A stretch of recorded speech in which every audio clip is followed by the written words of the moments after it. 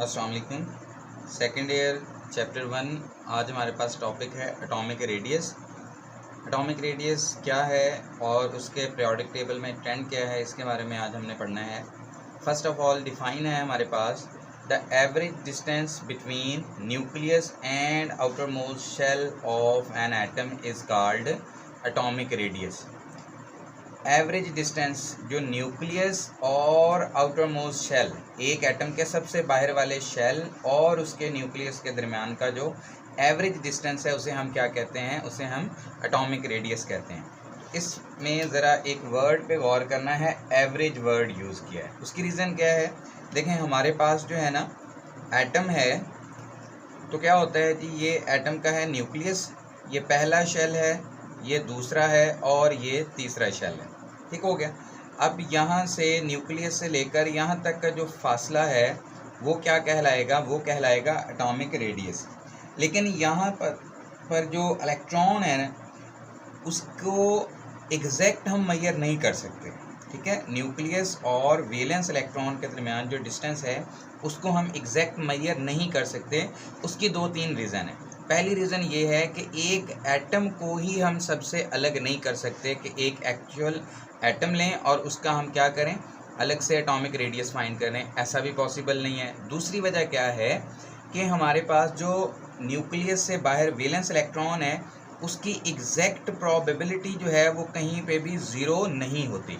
मतलब ये हम नहीं कह सकते कि इलेक्ट्रॉन हमेशा इसी रास्ते पे इसी जगह पे घूमेगा। हो सकता है इलेक्ट्रॉन आगे चला जाए, थोड़ा और बाहर, या वो थोड़ा इनसाइड आ जाए। तो इस वजह से भी हमें क्या हो सकता है, इलेक्ट्रॉन का एग्जैक्ट जो है लोकेशन न्यूक्लियस से एग्जैक्ट वो कितना दूर है, इसका भी हमें एग्जैक्ट पता नहीं होता। ठीक है, पहली रीज़न कि एटम को अलग नहीं कर सकते। दूसरी रीज़न कि न्यूक्लियस से बाहर तक कोई एग्जैक्ट बाउंड्री नहीं होती, कि जहाँ पे हमें ये पता चल जाए कि एटम का जो इलेक्ट्रॉन है उसका एग्जैक्ट डिस्टेंस यहाँ तक है और इसके बाहर इलेक्ट्रॉन नहीं जा सकता, हालांकि इलेक्ट्रॉन आगे पीछे हो सकता है। अच्छा, थर्ड रीज़न क्या है हमारे पास? थर्ड रीज़न ये है कि ये एटम जब किसी और एटम के साथ बॉन्ड बनाता है तो इसका इलेक्ट्रॉनिक क्लाउड जो है वो डिस्टर्ब हो जाता है। ठीक है, फॉर एग्जांपल इस एटम के साथ हम कोई और एटम जोड़ते हैं जिसकी इलेक्ट्रोनेगेटिविटी ज़्यादा है, ठीक है, उसकी पोलैरिटी ज़्यादा है, इलेक्ट्रोनेगेटिविटी ज़्यादा है, तो ये इलेक्ट्रॉन जो होंगे वो उस एटम के इलेक्ट्रॉनिक क्लाउड की वजह से ये क्या हो जाएंगे, डिस्टर्ब हो जाएंगे। तो इस वजह से भी हम इसका एग्जैक्ट फासला मेजर नहीं कर सकते। तो इस वजह से जो दो चार हम रीडिंग्स लेते हैं, जो दो चार मेजरमेंट लेते हैं, उसका एवरेज निकाल लेते हैं और उसी को हम क्या कह देते हैं, एटॉमिक रेडियस। दूसरी डिफाइन हमारे पास क्या है, the half of the distance between centres of two covalently bonded atoms of any element is called atomic radius. ये वाली डिफाइन जो है वो ज़रा ज़्यादा सूटेबल है कि इसमें हम क्या कहते हैं कि हम दो एटम्स के सेंटर्स के दरमियान जो फासला आता है ना उसका हाफ कर लें तो वो हमारे पास एटॉमिक रेडियस है। फॉर एग्जांपल ये मेरे पास एक एटम है, फिर ये दूसरा है, ये आपस में जुड़े हुए हैं। ठीक हो गया, इसका ये न्यूक्लियस है, इसका ये न्यूक्लियस है, दोनों न्यूक्लियस के दरमियान जो फासला है, अब उसका जो डिस्टेंस है, ठीक है, इंटर न्यूक्लियर डिस्टेंस, दो न्यूक्लियस के दरमियान का फासला, उसका जब हम 1/2 कर देंगे, हाफ कर देंगे, तो वो हमारे पास एक एटम का जो है वो डिस्टेंस आ जाएगा जिसे हम एटॉमिक रेडियस कहेंगे। तो पहली डिफाइन हमारे पास जो डिफाइन है, दो एटम्स के दरमियान जो कोवलेंटली बॉन्डेड हों, वो सेम एटम्स होंगे एक एलिमेंट के, तो उनके दरमियान जो फासला है उसका हाफ जो है वो एटॉमिक रेडियस होता है। यूनिट्स की अगर हम बात करें तो यूनिट्स हमारे पास जो हैं वो डिफरेंट टाइप्स के होते हैं, वो हमारी मर्ज़ी है हम कौन सा यूज़ करना चाहें। पिकोमीटर भी है हमारे पास, नैनोमीटर भी है और एंगस्ट्रम भी है। एंगस्ट्रम जो है, पिकोमीटर 10⁻⁻12 होता है, नैनोमीटर जो है वो 10⁻⁻10 मीटर होता है और एंगस्ट्रम जो होता है वो 10⁻⁻10 मीटर होता है। ये अक्सर MCQ भी पूछते होते हैं, एंगस्ट्रम जो है वो कितनी वैल्यू होती है। एग्जाम्पल है हमारे पास, atomic radius of sodium is 157 pm। pm का मतलब पिकोमीटर। अच्छा, ये वैल्यू जो है ना कुछ बुक्स में जो है वो 185 है, कुछ में 187 है, कुछ में 186 भी है। तो आपने अपनी बुक के मुताबिक फॉलो करना है, आपकी बुक में जो वैल्यू लिखी होगी आपने वही लिखनी है। अब है हमारे पास नेक्स्ट उसके फैक्टर्स। फैक्टर्स कौन कौन से हैं जिस पे एटॉमिक रेडियस डिपेंड करता है? नंबर 1 है हमारे पास atomic radius directly proportional number of shells. Atomic radius और शेल्स का कौन सा रिलेशन है? डायरेक्टली प्रोपोर्शनल, मतलब जितने शेल्स ज़्यादा होते जाएंगे एटॉमिक रेडियस उतना ज़्यादा होता जाएगा, जितने शेल्स कम होंगे एटॉमिक रेडियस उतना कम होगा। एटॉमिक रेडियस डायरेक्टली प्रोपोर्शनल है शील्डिंग इफेक्ट पे। एटॉमिक रेडियस और शील्डिंग इफेक्ट का डायरेक्ट रिलेशन है। और atomic radius inversely proportional 1 bye effective nuclear charge, inversely proportional है इफेक्टिव न्यूक्लियर चार्ज। अब ज़रा टर्म पे गौर करना है, सिर्फ न्यूक्लियर चार्ज नहीं लिखा, इफेक्टिव न्यूक्लियर चार्ज लिखा है। उसकी क्या रीज़न है? देखें, पहले हम शील्डिंग इफेक्ट को समझते हैं, उसी के साथ ही इफेक्टिव न्यूक्लियर चार्ज वाली जो टर्म है ये भी हमें क्लियर हो जाएगी। अब देखें यहाँ पे हम कहते हैं ये है हमारे पास एक एटम, ये है उसका न्यूक्लियस। न्यूक्लियस के अंदर क्या होंगे? प्रोटॉन्स होंगे। ये उसका पहला शेल के, ये दूसरा शेल, और ये हमारे पास आ गया तीसरा, और ये आ गया चौथा।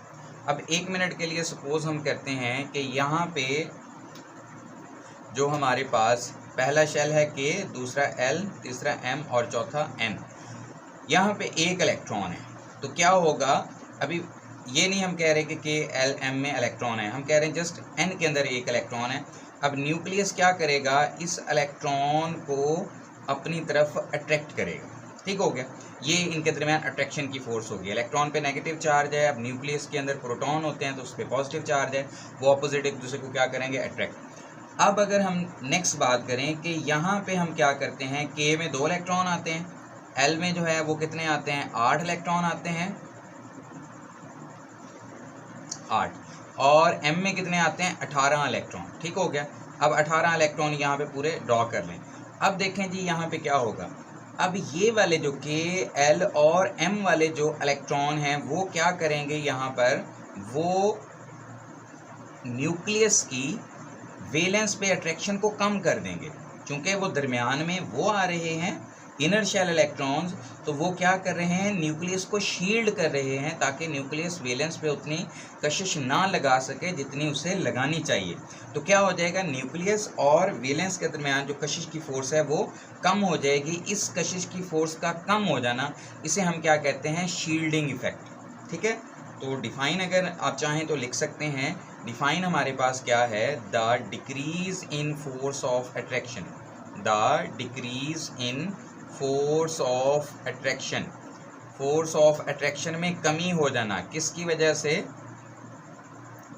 बिटवीन न्यूक्लियस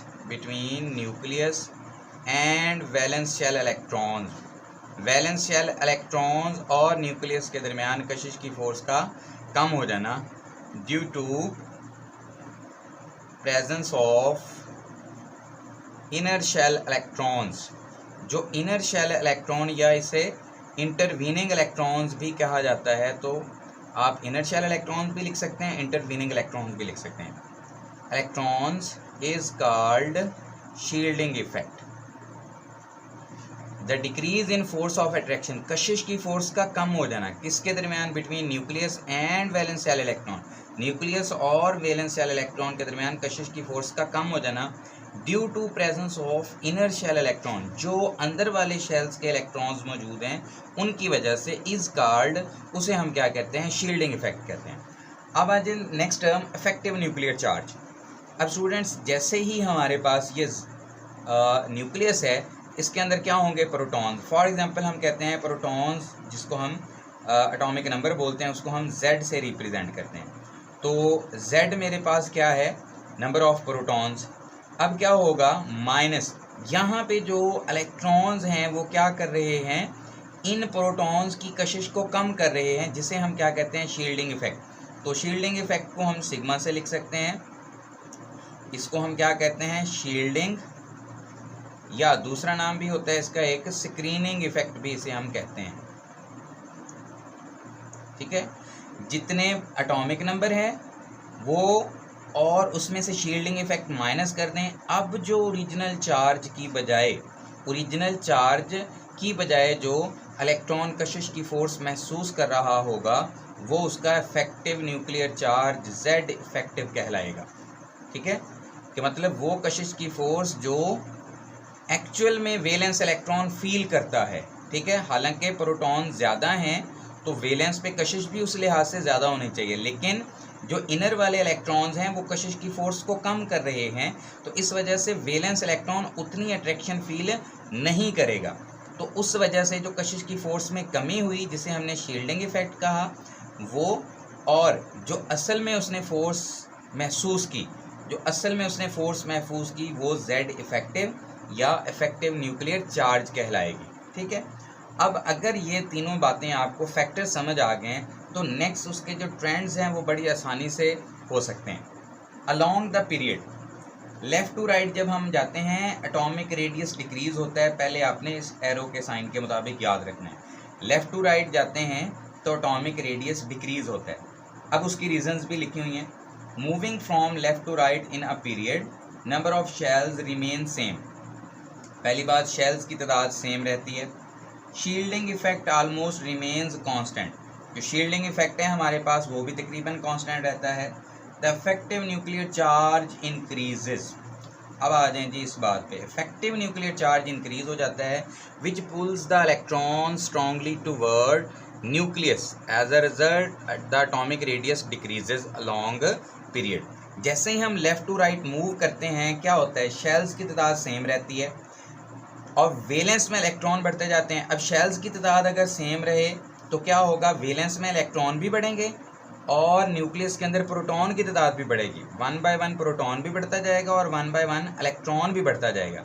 लेकिन शील्डिंग इफेक्ट जो है वो भी कांस्टेंट रहता है और नंबर ऑफ शेल्स भी कांस्टेंट रहते हैं। तो एज अ रिजल्ट क्या होता है, न्यूक्लियस जो है फिर वो क्या करना शुरू कर देता है, वैलेंस को ज़्यादा ज़ोर से अपनी तरफ खींचना शुरू कर देता है, जिसकी वजह से एटम का साइज़ जो है वो कम होना शुरू हो जाता है, एटम सिकुड़ना शुरू हो जाता है। तो हम कहते हैं लेफ़्ट टू राइट हम जाते हैं तो एटॉमिक रेडियस कम होना शुरू हो जाता है। फॉर एग्जांपल फर्स्ट पीरियड में अगर हम बात करें तो लिथियम हमारे पास पहला मेंबर है और ये सेकंड पीरियड की अगर हम बात करें तो सेकंड पीरियड में लिथियम हमारे पास पहला मेंबर है और नियॉन जो है वो लास्ट है।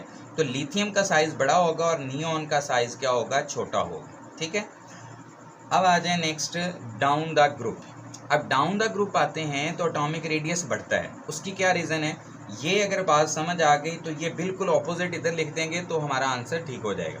Moving from top to bottom in a group, ऊपर से नीचे जब हम एक ग्रुप में मूव करते हैं पीरियोडिक टेबल में, number 1 number of shells increases. जैसे ही आप एक स्टेप नीचे आते हैं एक शेल बढ़ जाता है, फिर एक स्टेप नीचे आते हैं एक शेल और बढ़ जाता है, फिर एक स्टेप नीचे आते हैं तो शेल्स की तादाद में इजाफा होता जाता है। अब शेल्स की तादाद में इजाफा होता जाएगा तो क्या होएगा कि वैलेंस शेल जो है वो दूर होता जाएगा। अब वैलेंस शेल दूर होता जाएगा तो इसका मतलब इनर शेल ज़्यादा होते जाएंगे, तो उसकी वजह से क्या होगा, शील्डिंग इफेक्ट बढ़ता जाएगा। Number of shells increases, shielding effect increases. अब शील्डिंग इफेक्ट बढ़ जाएगा तो उसका रिजल्ट क्या निकलेगा, इफेक्टिव न्यूक्लियर चार्ज डिक्रीज हो जाएगा, क्योंकि वैलेंस और इनर के दरमियान क्या आ गए, काफ़ी सारे इलेक्ट्रॉन आ गए, तो इस वजह से effective nuclear charge decreases. As a result the force of attraction between nucleus and valence shell electron decreases, so and atomic radius increases. अब क्या होगा, जब न्यूक्लियस और वैलेंस के दरमियान कशिश की फोर्स कम हो रही है तो वैलेंस वाले इलेक्ट्रॉन्स को मौका मिल जाएगा कि वो मज़ीद बाहर की तरफ मूव करें, तो इस वजह से एटॉमिक रेडियस क्या हो जाएगा, हमारे पास इंक्रीज़ हो जाएगा।